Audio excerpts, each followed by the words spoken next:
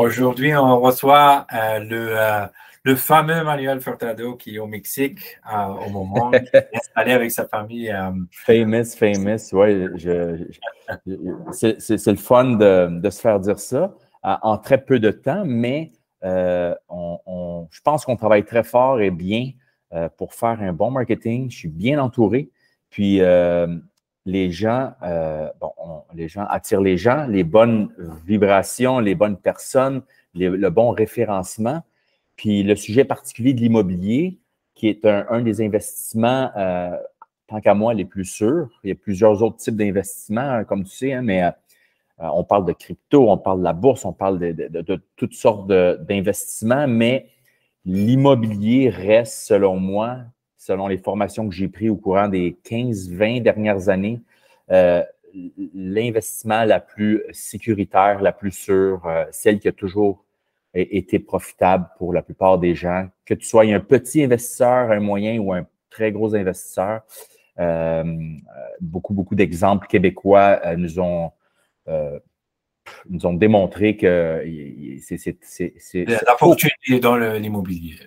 Absolument. Ça doit faire partie d'un profil d'investisseur. Moi, Emmanuel, on parlait au moment de la différence entre la Floride, par exemple, et le Mexique, parce qu'il allait s'installer avec sa famille en Floride.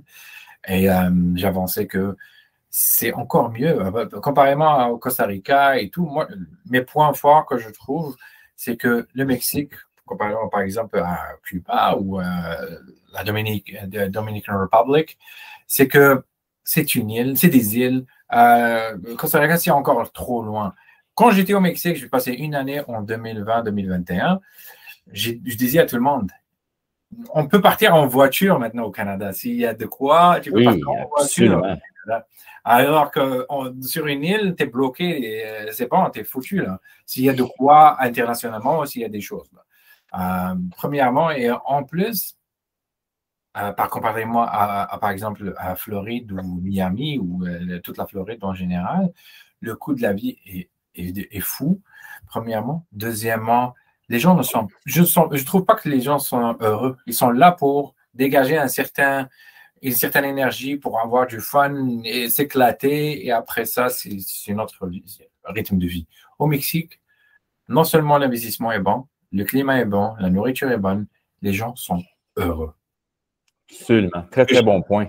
Ouais. Puis le côté investissement, je trouve que c'est juste un bonus pour les gens qui recherchent cette tranquillité-là, cet état d'esprit-là. Le niveau de stress, là, 4-5 coches plus bas que n'importe où que j'ai visité. Puis j'ai quand même eu la chance de voyager à beaucoup d'endroits. Mais en parlant de notre francophonie canadienne, québécoise, dans les dernières années, avec tout ce qui s'est passé, je pense que ça fait juste du bien pour moi et ma famille, après coup, de voir qu'ici, on vit avec donc des finances quand même relativement bien, sans superflu. L'abondance est partout. Ça coûte très, très peu vivre, que ce soit pour le logement, l'habitation, la nourriture, les dépenses cellulaires. C'est ridiculement bas à comparer au Québec, qui était où est-ce que j'habitais avant. Donc, ça fait déjà 1 an et demi ici qu'on passe, Adam, avec la famille. Puis même mes enfants, notre dernière sortie au Québec, qui était à Noël pour aller voir la famille, on était tout le monde super content. Et ça a bien été. On s'est rencontrés face à face pour la première fois. C'est vrai, on s'est rencontrés d'ailleurs au Québec en personne dans un café. Mais on est d'accord, moi et toi, pour dire que l'hiver, gratter les fenêtres, le côté lourd, puis un peu à la limite déprimant un peu là, de l'hiver dans son quotidien, pour moi personnellement, on avait hâte de revenir. Autre que les sports d'hiver, on n'avait pas vraiment la vibe qu'on a ici. C'était combien de temps les petites vacances de Noël au Québec? 3 semaines. On a passé 3 semaines, mais après 6 jours, mes enfants voulaient déjà revenir à la maison, qui est notre nouvelle maison ici au Mexique. OK. Et tes enfants, ils étudient déjà, je crois, à Brick Academy, qui est une des meilleures écoles. Oui, 11 ans, 13 ans. Super belle adaptation. Pas nécessairement facile. Il y a eu, ma fille a eu quelques semaines de up and down, mais après coup, avec les bonnes ressources autour, il faut savoir qu'ici, on est entouré de Québécois quand même. La plupart de mes enfants, ils ont des amis québécois à la semaine 1 que nous sommes arrivés. Alors, ça a facilité l'intégration.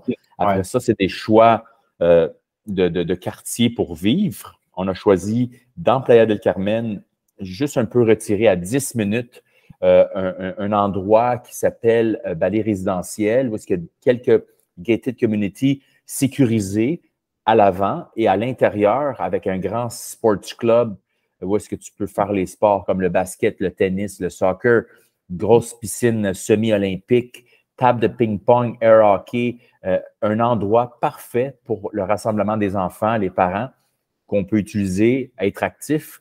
Et dans notre rue, c'est une autre gated community. Donc, chaque privada, on appelle ça une privada, une ou deux rues, toutes les maisons autour, il y a un gardien de sécurité avec une gate. Alors, c'est ultra sécure.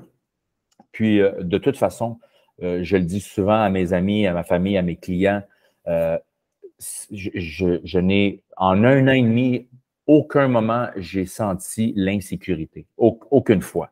En parlant de ça, parce que maintenant, surtout dernièrement, il y a eu les 4 touristes américains. Tu sais, les médias essayent de mettre la lumière là-dessus. C'est quoi ton opinion là-dessus? En fait, là, un peu comme un peu partout dans le monde, que ce soit dans le Bronx, à Montréal, Chicago, il y a des endroits que, à certaines heures de la nuit, je ne dirais pas de la journée, parce que normalement, ça va relativement bien, mais si tu es hors de contrôle de ta personne, que tu utilises peut-être des drogues extérieures, tu sais, je veux dire, quelqu'un qui expérimente des choses qui ne sont pas nécessairement bons pour la santé et qui rentre en contact avec des gens qui vendent ces produits-là, c'est là qu'il y a un potentiel de danger, surtout pour les personnes qui ne sont pas en contrôle. Mais encore là, j'ai des amis qui sortent dans les clubs, qui viennent en vacances, qui sont allés, exemple, au Coco Bongo, qui est renommé mondial, à 2-3 heures du matin, ils prennent un taxi, ils repartent, c'est fini, merci, bonsoir. Ils peuvent même marcher sur la Quinta. Ce n'est pas problématique. Mais des cas isolés, un peu comme à Montréal, juste avant les fêtes, je pense qu'il y a eu 6 ou 7 fusillades. Je pense qu'il y en a eu plus à Montréal qu'il y en a eu dans toute la Riviera-Maya. Alors, tout est relatif. Il faut faire attention de toute façon. Mais de façon générale, le Mexique, puis il y a certaines villes au Mexique, comme Mérida, c'est considéré comme la ville la plus sécurisée de tout le Mexique. Mais dans la Riviera-Maya, parce que Mérida, c'est à 3 heures d'ici, de la Riviera-Maya. Puis pour les gens qui nous écoutent, il faut savoir que la Riviera-Maya, c'est quoi? Bien, c'est un ensemble de villes ensemble qui comprend le Quintana Roo, peut-être un peu du Yucatan, mais à partir de Cancún, en passant par Puerto Morelos, Playa del Carmen, Puerto Aventuras, on a après ça Akumal, Chimuyil et on a Tulum et les environs. Belle carte un peu de la région. Ça démontre la richesse de toute Quintana Roo. Donc, la péninsule, hein? Oui, c'est ça. Donc, c'est vraiment beau. J'avais toute la carte. J'ai trouvé juste un morceau pour notre rencontre. Mais on peut voir Isla Mujeres, on peut voir Cancún. L'île, absolument. Cozumel aussi, qui est une grande île en face de Playa del Carmen. Exactement. Puis, Cozumel me fait penser, Adam, à les aéroports. Tu sais que bientôt, on va avoir 4 aéroports pour la Riviera Maya. Alors, c'est énorme. Cancún, à lui seul, c'est le 2e plus gros aéroport de tout le Mexique, après Mexico City. Donc, Mexico City, qui est la capitale du Mexique, si je ne me trompe pas, 60 millions d'habitants. 60 millions d'habitants, ça représente 2 fois la population du Canada dans Mexico City. Puis Mexico City, c'est à 24 heures de voiture de la Riviera Maya. Donc, c'est très, très grand, le Mexique. Le Mexique a plus de 160 millions de population. C'est à mi-route du Québec, là. Donc, on fait la mi-route. C'est en moitié du chemin vers le Québec. Alors, Les gens qui prennent des vacances partout dans le monde, ils viennent où? À la Riviera Maya en passant par Cancun. Cancun, il y a 26,5 millions de transactions aéroportuaires annuelles. Puis, cette année, ils ont battu des records incroyables. Encore une fois, j'avais des petites statistiques que j'avais sorties tantôt sur mon téléphone. Juste le mois de février, bon, batterie faible, évidemment, juste le mois de février, entre le 18 et le 24 février, il y a eu près de 500 000 touristes en une semaine, près de 500 000 touristes la semaine du 18 au 24 février, qui est un peu le début du spring break. Donc, fin février, début mars, on est dedans pour plusieurs pays différents. Ça dure quasiment 4 semaines ici. C'est énorme, c'est énorme, c'est énorme. C'était la destination numéro 10. Après un certain temps, c'était la destination numéro 4. Et là, c'est rendu la numéro 1. Absolument, absolument. Dans les 2 dernières années. Durant mon séjour, puis je disais à tout le monde que ça va être énorme parce qu'il y a eu ça durant le COVID. Moi, j'étais une des personnes. Je voyais mes amis avec leur barbe déprimée chez eux, l'hiver, la neige. Moi, j'étais au Mexique en train de vivre, profiter de la vie. Et puis, tout le monde diffusait cette vie-là au Mexique. Puis, tout le globe, toute la planète s'est rendu compte qu'il y a un pays qui s'appelle le Mexique. Absolument. Je pense qu'il y avait Mexique et Dubaï dans toute la planète qui étaient ouverts open wide. Oui, exact. Que les gens pouvaient profiter de la vie de façon normale, mais peut-être un normal, pas aussi normal qu'on était habitué. Parce qu'évidemment, il y avait aussi, pendant une certaine période très courte, il y a eu des couvre-visages et des trucs comme ça. Mais somme toute, c'était libre. Les plages étaient magnifiques. Le tourisme était à sa pleine capacité. D'ailleurs, dans les 2 dernières années, Tulum a ressorti du lot. Et c'est pour une des raisons pour laquelle les influenceurs qui sont venus au Mexique voyager, ils ont découvert Tulum et sa beauté. Tulum a maintenant 60 000 habitants, mais ça a explosé. Tulum, c'est une ville qui a seulement 14 ans d'existence. Avant, c'était vraiment l'équivalent d'aller à un chalet avec un chemin de garnotte. C'est ce que je dis à beaucoup de monde, c'est que là, je suis à Ottawa, Gatineau. Et pour aller à Toronto, y changer un peu d'air et tout, ça prend 5h30 jusqu'à 6h. Et juste pour une fin de semaine, Manuel, je te promets, tu vas dépenser 2 000, 3 000 $. Alors que si je prends un vol 4h30 vers Cancun, et là, je suis au paradis, il fait beau, la plage, le sable blanc, et tout le monde est heureux, et je vais dépenser que 1 000 $ maximum pour vivre encore là, superbe fin de semaine. Absolument. Tu vois, d'ailleurs, tu me fais penser d'où est-ce que toi tu es présentement. J'ai une amie qui est partie de Ottawa, aéroport de Ottawa, un vol direct à Cancun avec la compagnie Flair, que je ne connaissais pas avant. Ça lui a coûté 260 $ aller-retour. Ouais. Elle a trouvé un deal dernièrement. Alors, il y a des belles opportunités différentes que Montréal-Trudeau pour partir de l'aéroport. Alors, les gens qui font un peu de voyagement en voiture, quelques heures de plus, ou même partir des États-Unis directement par voie terrestre à Plattsburgh, exemple, ils font beaucoup d'économies sur les billets d'avion, puis ça vaut la peine. Exactement. Donc, c'est ce qui me mène à te demander, maintenant, il y a beaucoup de gens qui commencent à s'installer dans toute la région et investir dans l'immobilier. Je sais qu'il y a 2 ans, 3 ans, quand j'ai commencé à m'intéresser au Mexique, avoir un studio à 5 minutes de la plage, ça coûtait 80-90 000. Maintenant, les prix ont dramatiquement augmenté. Alors, selon ce que tu vois, parce que tu vis là, c'est quoi le prix moyen d'un condo au bord de la plage maintenant? Bon, et bord de la plage est un mot important parce que, dépendamment des secteurs, je me suis rendu compte qu'à force de discuter avec les clients, personne n'a la même définition d'un bord de plage. Exemple, Tulum a une beach zone, donc une zone hôtelière. Alors, tu avais une carte tantôt de Tulum. Si tu peux la ressortir, là, je vais t'indiquer un petit peu qu'est-ce qu'il y en est. Tu vois, Bon, parfait. Moi, j'adresse culturellement. Les villes, pour les gens, j'adresse culturellement. Donc, Cancun, c'est un autre style de vie, si vous voulez Cancun. Oui. Tulum, c'est un autre style de vie. Est-ce que vous êtes des personnes de Playa? Est-ce que vous êtes des personnes de Tulum? C'est ça. Exactement. Puis, entre parenthèses, très rapidement, Cancun, 1,3 million de personnes, je dirais que c'est un équivalent de Montréal. Playa del Carmen, 300 000 personnes, un équivalent d'une belle banlieue autour de Montréal. Et Tulum, ça serait un Mont-Tremblant, un équivalent.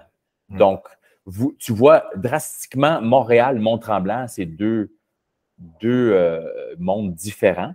Il y a des gens qui aiment vraiment la ville. Cancun c'est l'idéal. Cancun, où est-ce que tu vas retrouver tous les magasins les plus populaires, les grandes chaînes, les grands concessionnaires de voitures, les grandes marques. Costco même, je veux dire, il y a tout à Cancun. Après ça, Playa del Carmen, où est-ce que moi j'habite, je trouve que Playa del Carmen, c'est un endroit superbe pour les accès aux plages, pour les restaurants, puis tous les services près de la plage. Mais près de la plage, tantôt, je suis allé chercher des tacos pour les enfants, pour la famille. Tantôt, j'attendais mon épouse qui était au salon de coiffeur. Puis, sur la Calle 8 et la 20, donc, ceux qui connaissent la Quinta Avenida est parallèle au bord de la mer. Donc, la première, la Quinta. De la Quinta, on voit la mer de partout, là. Alors, Quinta, 10e, 15e, 20e. J'étais à la 20e au coin de la 8 et je voyais la mer.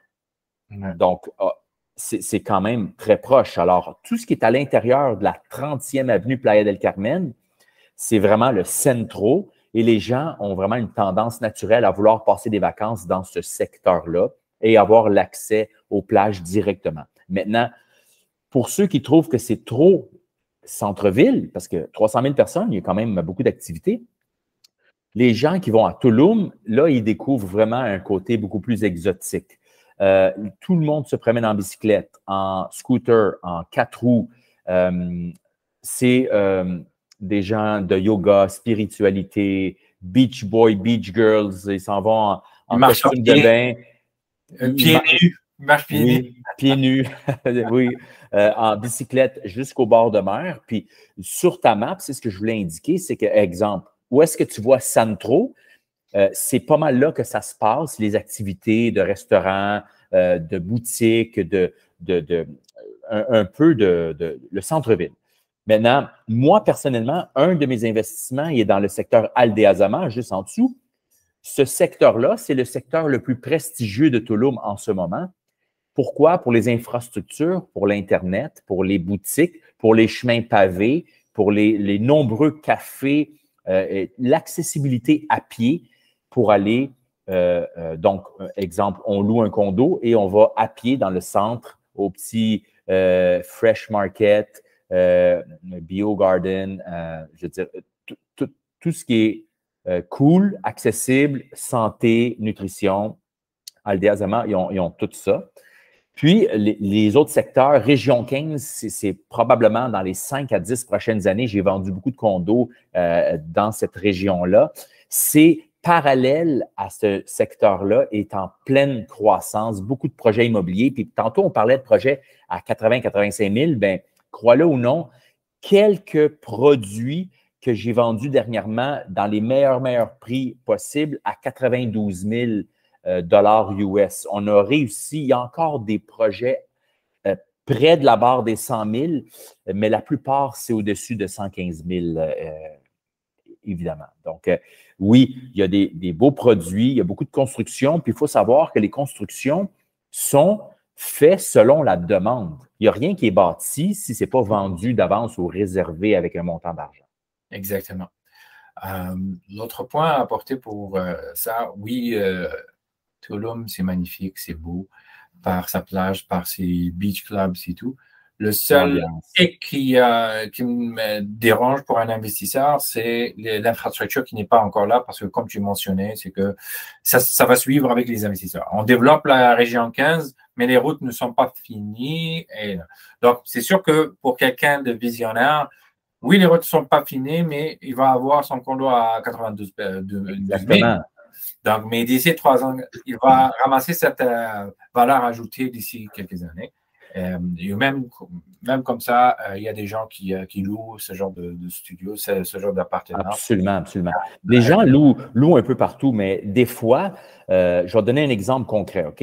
Et de là, l'importance de travailler avec un conseiller en investissement immobilier d'expérience, puis qui a à cœur le critère des clients, leur bien-être.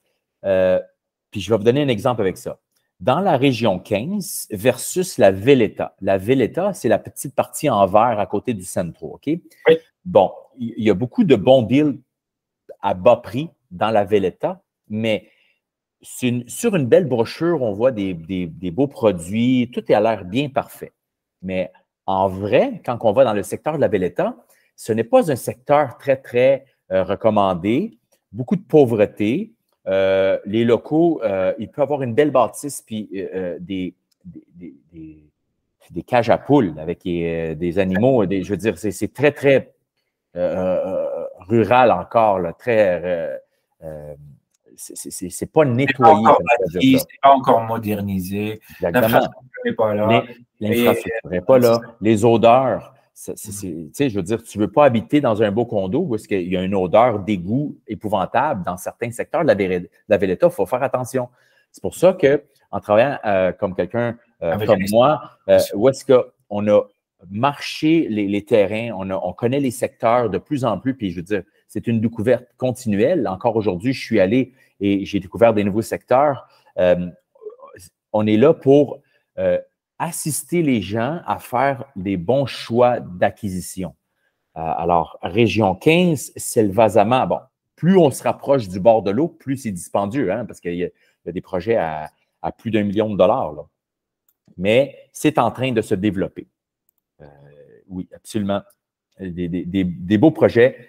Ceux qui sont investisseurs immobiliers, évidemment, ils ont une fibre entrepreneuriale où est-ce que la marge de risque est plus élevée. Les gens, ils sont capables de contrôler un peu plus le risque.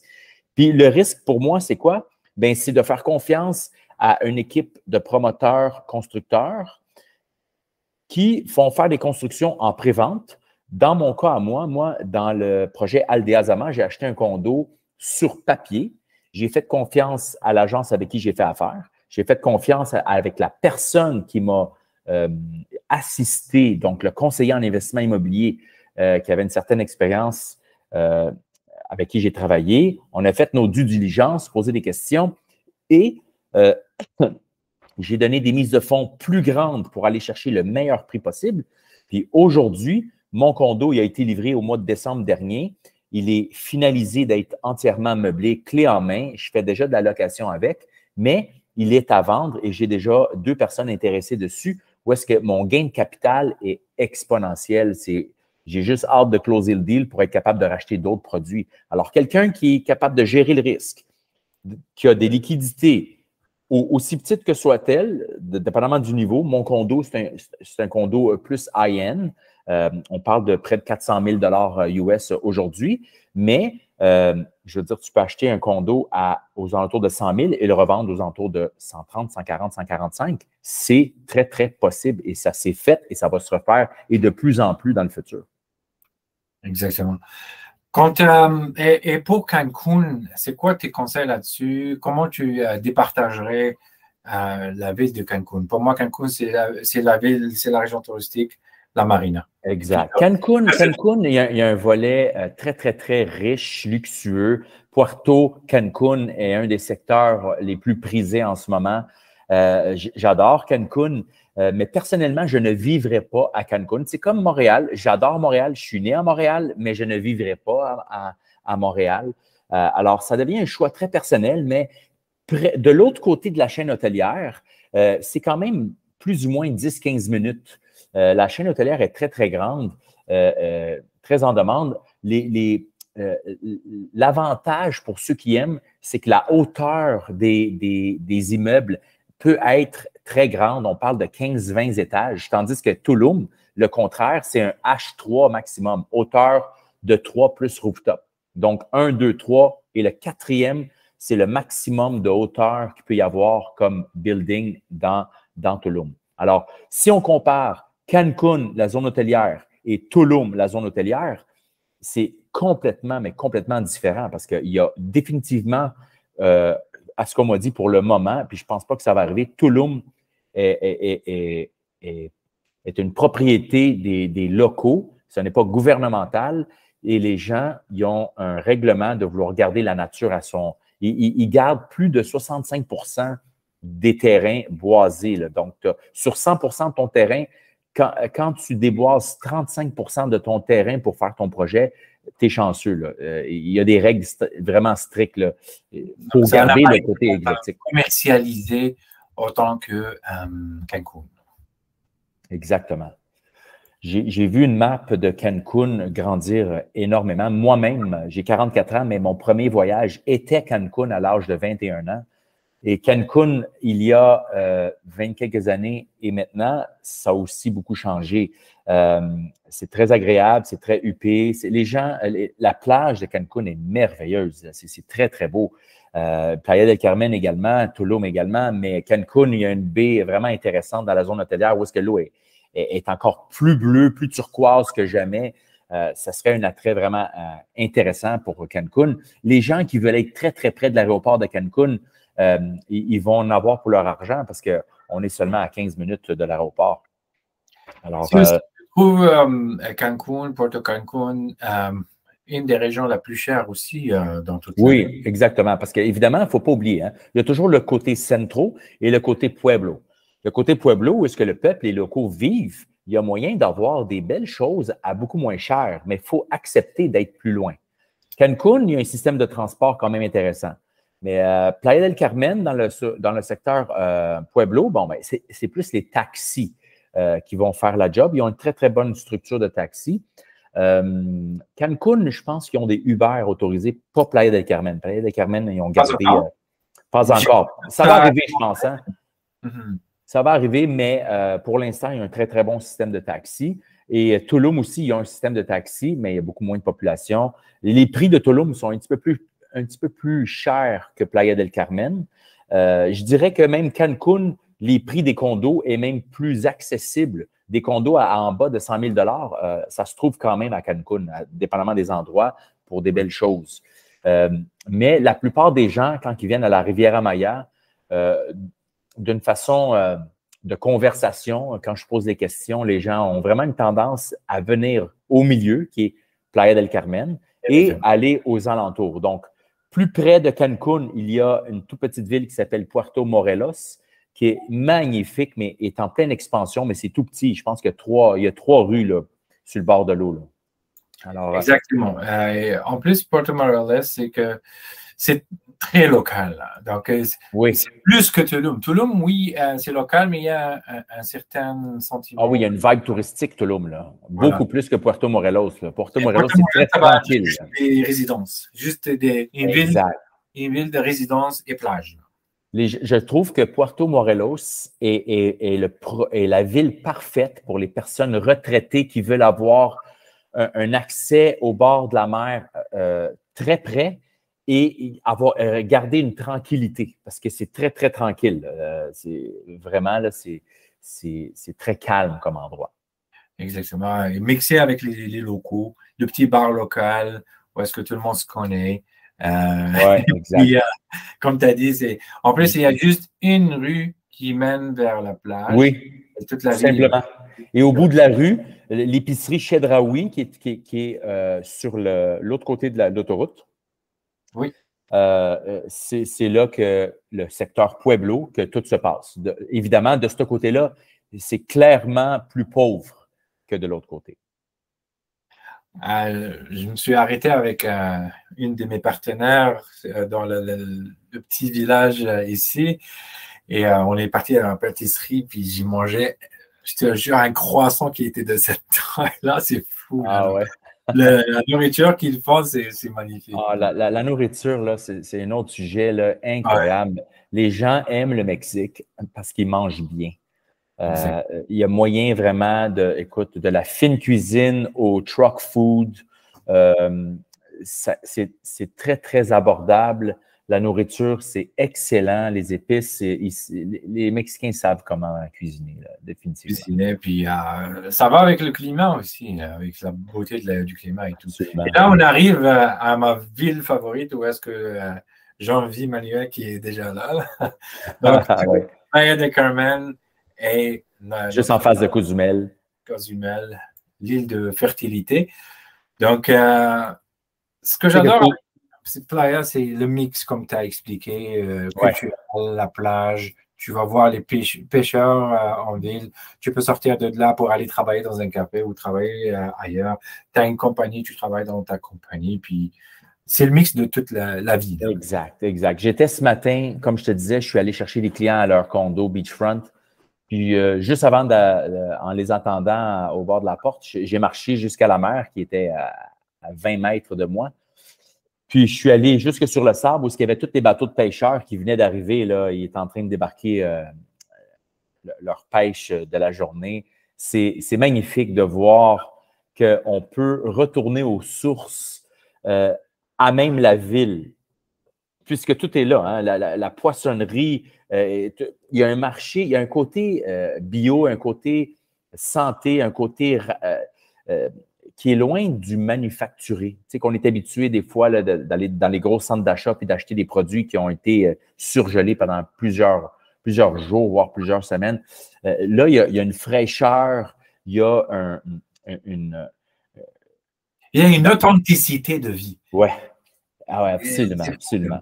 L'accessibilité de produits locaux, les gens sont travaillants, sont souriants, prêts toujours à servir les gens, le tourisme. Il y a beaucoup de gens qui viennent visiter Playa del Carmen, mais c'est une ville qui est vraiment en forte croissance. Puis je crois que au niveau des expatriés, Playa del Carmen doit sûrement gagner en statistiques. Je n'ai pas de chiffre exact, mais je le vois par mon entourage. Et écoute, je croirais que c'est la Nouvelle-Floride, Playa del Carmen et la Riviera Maya. Là, beaucoup de gens viennent investir, viennent y vivre.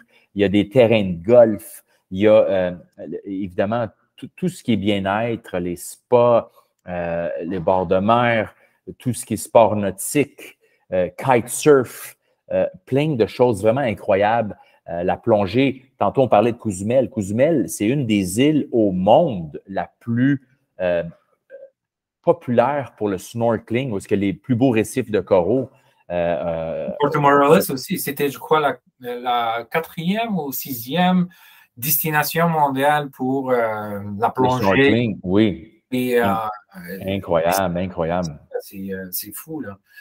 En plus, il y a le musée en dessous de l'eau, puis il y a des affaires de fou, là, que les gens ne connaissent pas. Moi-même, je ne connaissais pas. Je pars comme toi. J'ai pas fini encore. Il y a plein de choses que je n'ai pas fait. Ça fait 1 an et demi qu'on est ici.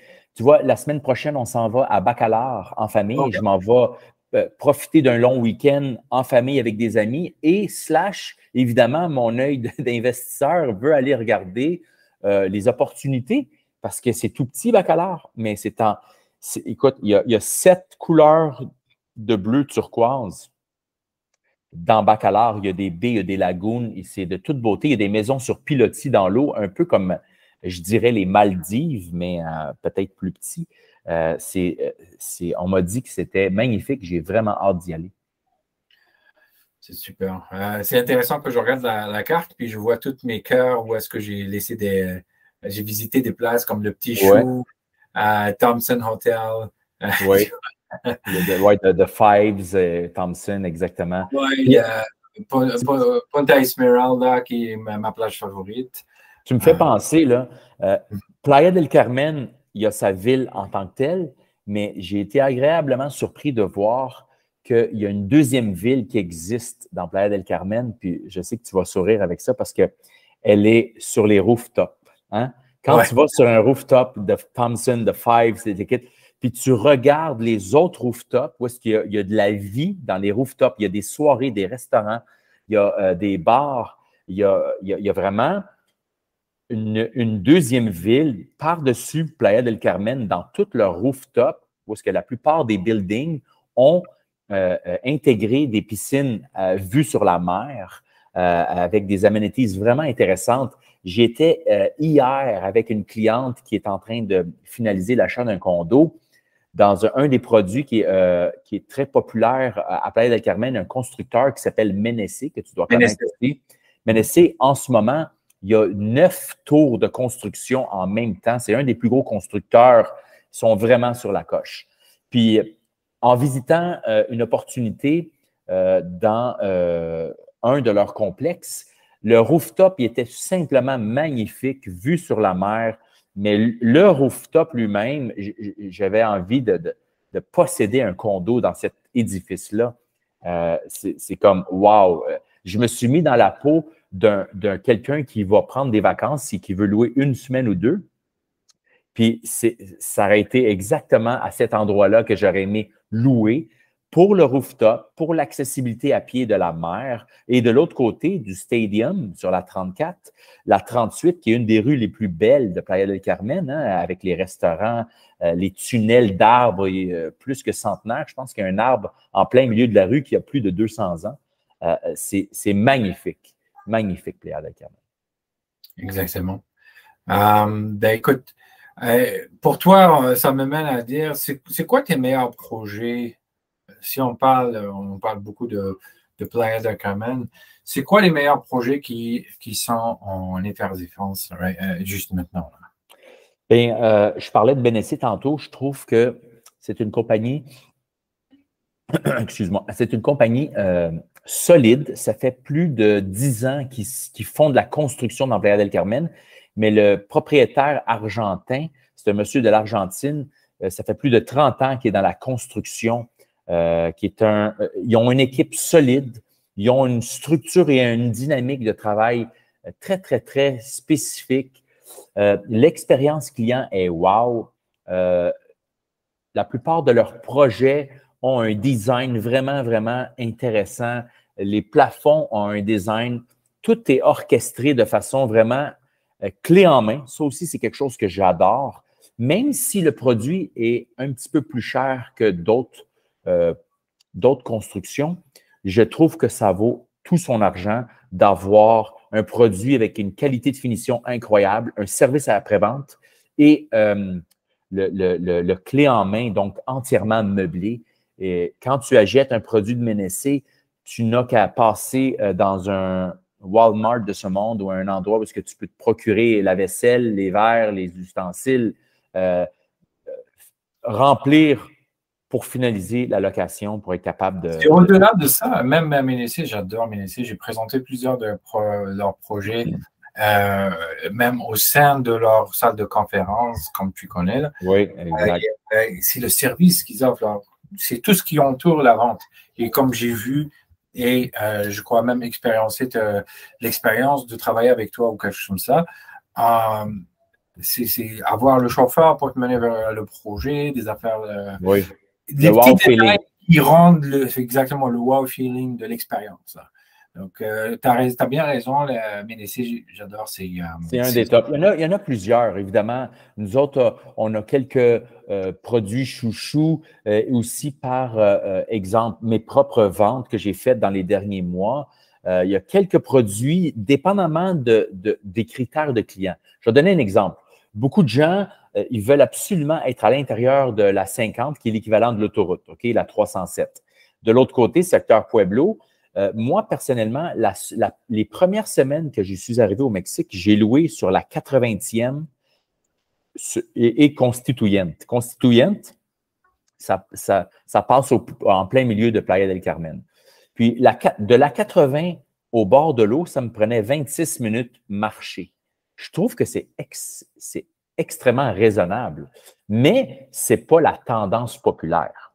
Mais tout près de la 50, où est-ce que tu as la ligne jaune que tu vois à travers la map, il y a quelques projets que j'ai vendus à des clients que la superficie en pieds carrés était plus grande que la moyenne des condos à Centro et le prix était excellent. Puis ces gens-là, de toute façon, leur clientèle potentielle pour la location serait des clients au mois et non à la semaine, selon leur vision de la location pour eux.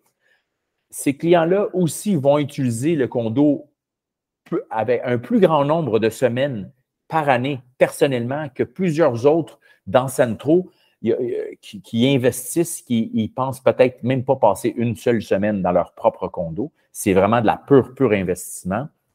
Puis, il y a quand même Centro Maya dans le centre de Playa del Carmen. Mes enfants vont à l'école à Brit Academy, qui n'est pas loin de Centro Maya. Moi, j'habite à Bali, qui est en arrière de Centro Maya. C'est à 12 minutes de voiture du bord de la mer. Encore une fois, c'est très proche de la mer. Parce qu'en face, où est-ce que tu as ta souris, c'est Playa Car. Alors, moi, je suis juste de l'autre côté de Playa Car. Oui, si. OK. Exactement. J'adore Playa Car. Ma première semaine, quand je suis parti après le COVID, durant le COVID et tout, on allait fermer l'aéroport. Je courais avec mes valises vers l'aéroport. Les agents de sécurité, j'avais peur que les agents de sécurité m'arrêtent parce que Justin Trudeau a décidé de fermer les aéroports. Donc, je courais vers mon avion et j'espérais qu'on ne ferme pas ça. Donc, j'avais pris rapidement un hôtel, c'était à Playa Car, et je marchais sur la plage à chaque jour. Et je me suis dit, je ne vais plus quitter ces bancs-là. Ah oui, puis les hôtels Riu sont installés dans Playa Car. Il y a une belle zone touristique, il y a des petits sites archéologiques par ici, par là, dans Playa Car. Playa Car phase 1, Playa Car phase 2, il y a des maisons beachfront de plus de 3 millions de dollars. J'ai visité une maison dernièrement, on demandait 1,7. Puis, à mon avis, à moi, en toute franchise, la maison devait valoir peut-être 6, 7, 800 000 au grand maximum.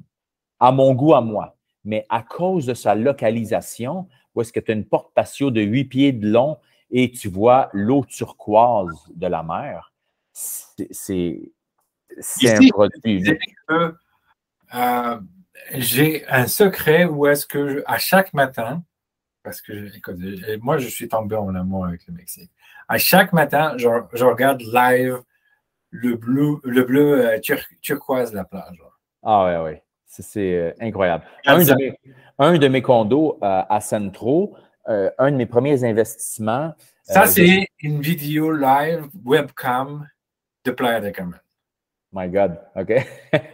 À chaque matin, je regarde les passants, je regarde la plage, nice. tout ce qui se passe live, là. C'est la nuit maintenant. Ça, c'est le port.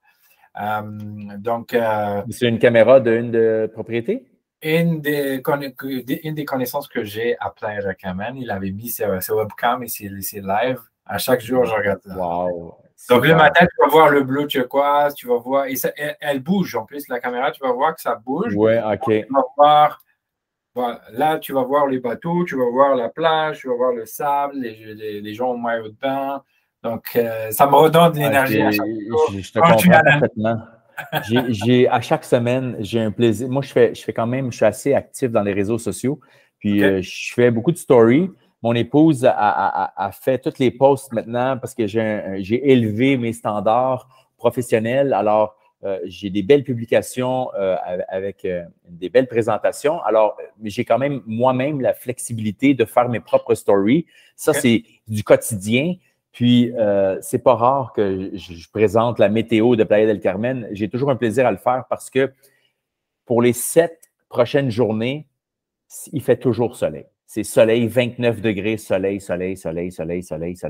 Il fait en moyenne 310, 315 jours de beau temps par année dans la Riviera Maya. Alors, c'est une des raisons pour laquelle les gens aiment le Mexique, aiment investir au Mexique, aiment venir passer des vacances au Mexique parce que à peu près tout le temps, il va faire beau. Exactement. OK. Donc, pour les investissements, si les gens, nos investisseurs ou nos collègues aimeraient envoyer leurs investisseurs et clients, c'est quoi le minimum nécessaire pour commencer l'investissement pour un studio? Disons, on va arrondir à 100 000, un studio de 100 000 ou un appartement de 100 000. Écoute, j'irais, Adam, même pour aller chercher le plus de gens possible. Moi, mon but dans la vie, là, depuis que je suis arrivé ici, on est chanceux, on a fait des bons investissements, on a bien vendu au Québec, on est venu ici, on a acheté plusieurs propriétés. Nos propriétés nous donnent des revenus suffisants pour payer où est-ce que nous louons en ce moment parce qu'on On a décidé de louer où est-ce qu'on habite dans le but de regarder les secteurs pour la famille, voir si ça nous convient avant d'acheter pour nous personnellement. Ouais. Puis, nos investissements nous rapportent assez pour avoir un lifestyle vraiment incroyable. Puis, en parlant avec plusieurs clients, j'avais des clients qui étaient intéressés à investir, mais ils me disaient, Emmanuel, je n'ai pas 100 000 $. J'ai dit, OK, mais tu as combien pour investir? Bien, j'aurais 30, 40 000, 50 000. J'ai beaucoup de clients qui désiraient profondément commencer l'investissement immobilier, qui de toute façon, au Québec, ne pouvaient pratiquement rien faire avec ce montant-là. Puis, moi, je leur ai proposé, je dis, écoute, le meilleur investissement que tu peux faire, c'est aujourd'hui. OK? Parce que le meilleur investissement que tu pouvais faire, c'était hier. Alors, chaque jour que tu attends dans l'investissement immobilier, les prix montent et ça devient de plus en plus difficile. Pour les gens qui avaient des plus petits budgets, bien, je leur ai tout simplement conseillé d'acheter des terrains.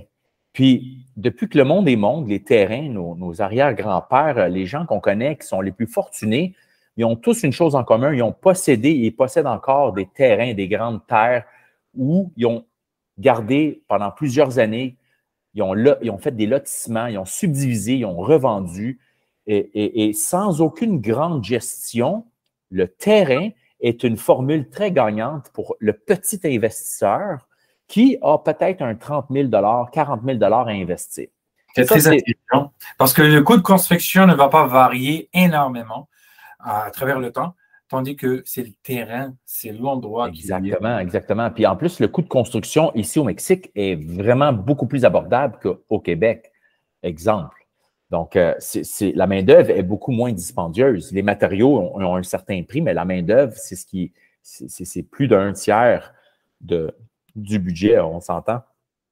Alors, les plus petits budgets, j'ai vendu plusieurs terrains dans le secteur de Tulum, qui est justement la nouvelle aéroport de Tulum pour 2025-2026. Ils ont commencé les infras. C'est des projets qui vont venir à terme. Aux alentours de Tulum, incluant toute la péninsule du Mexique, Quintana Roo, Yucatan, le train Maya, on n'a peut-être même pas parlé encore, mais le train Maya est déjà en train de se construire et ça va visiter les aéroports les principaux, même de l'autre côté, Chiapas, Mérida, Cancún, Playa, Tulum, Puerto Aventuras. Il y a un très, très grand secteur, même jusqu'à Chetumal. Ça va être une économie incroyable. Les gens qui veulent investir et vraiment aller chercher un maximum de leur argent, faites-le maintenant. Dans les 5 prochaines années, vous allez voir, les prix vont augmenter de façon beaucoup plus considérable parce qu'il y a des infrastructures comme le train qui est en train de se faire en ce moment. Quand ça va être terminé, je vous garantis que tout ce qui est près de la traque de chemin de fer, et voilà, c'est exactement ça. C'est énorme. C'est toute la péninsule. Alors, ce sujet-là va apporter une économie incroyable, une montée des prix importante. Et tous ceux qui vont avoir acheté avant, tous ceux qui sont un peu plus visionnaires et qu'au lieu d'avoir l'argent à la banque, ils investissent sur du terrain au minimum, vont être très, très profitables.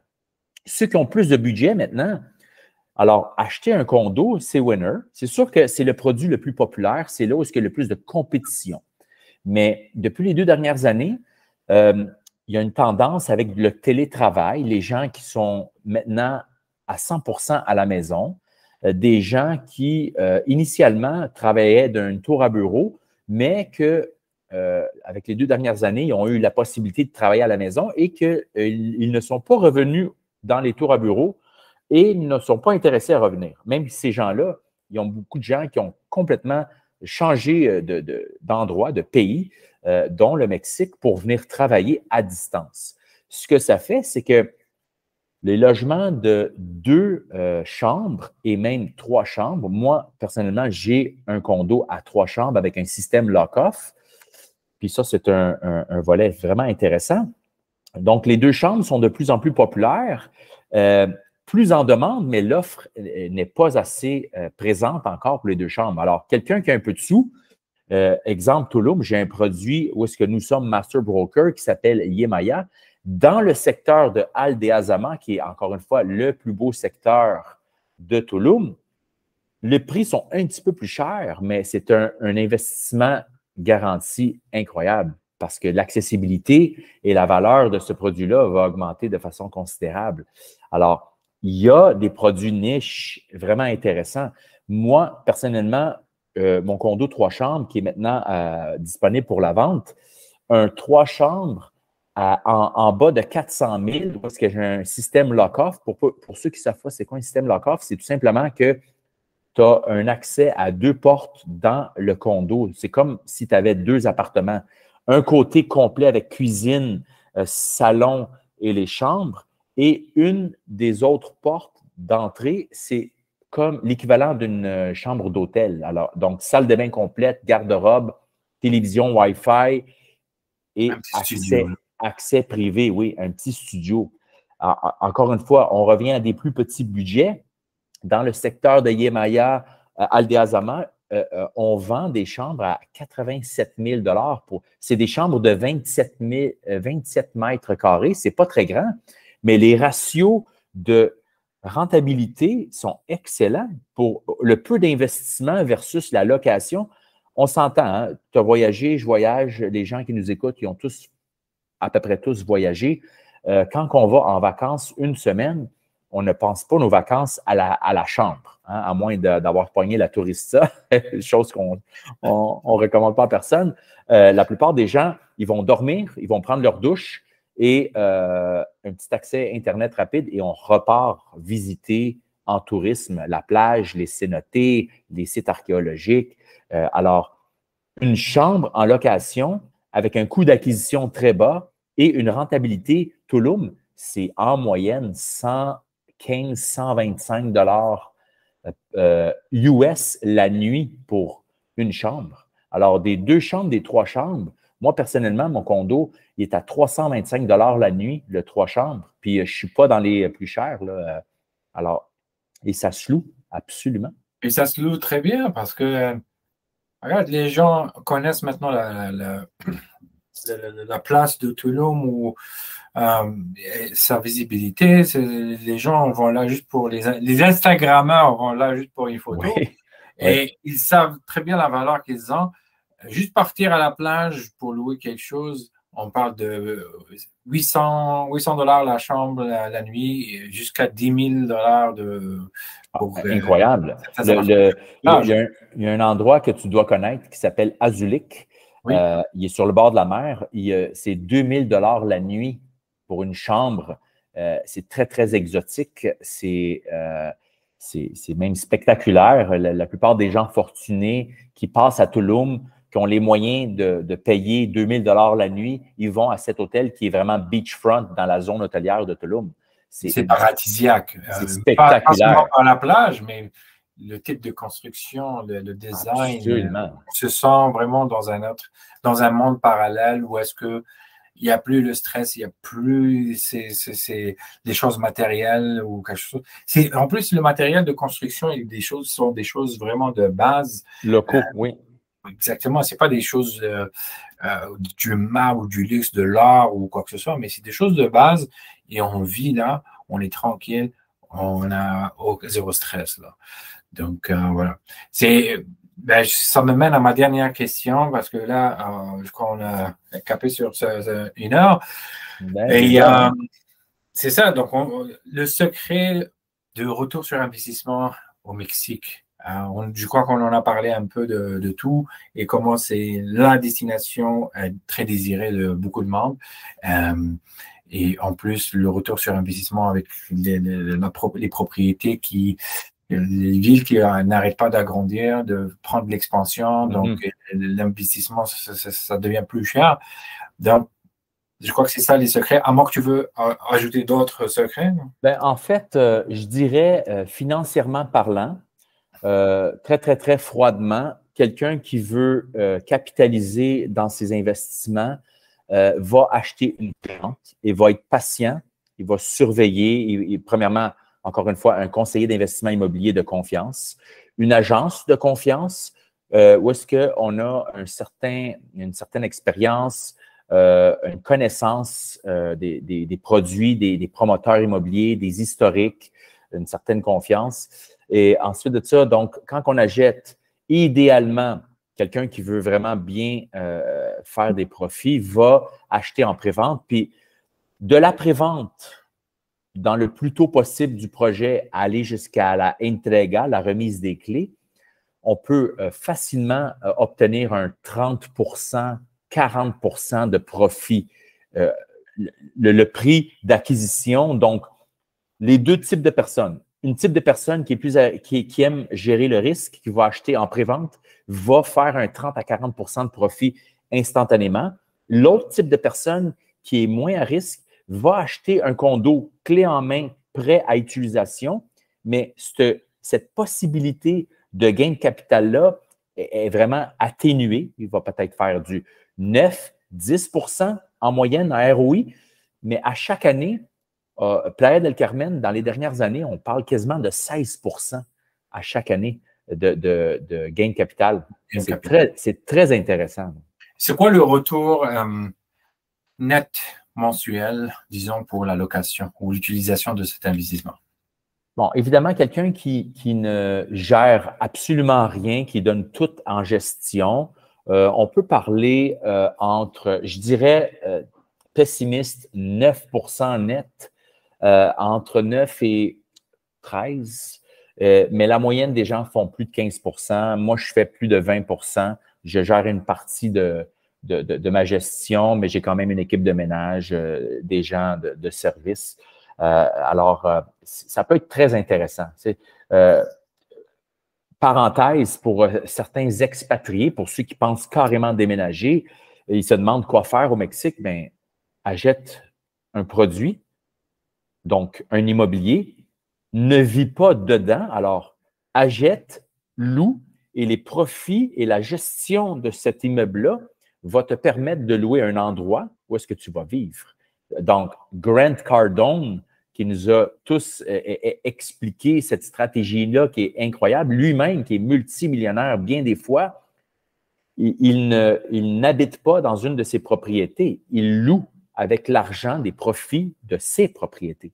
Alors, c'est une stratégie rapide pour les gens qui nous écoutent de dire, oui, mais comment je vais faire pour me libérer? Alors, premièrement, tu dois sortir de ta zone de confort vraiment à un point de dire, OK, je vends ma maison, je prends toute ma liquidité, j'investis, mais moi et ma famille, on va louer un endroit pour habiter, puis l'argent qui est libéré, je vais investir de façon intelligente pour générer un certain revenu.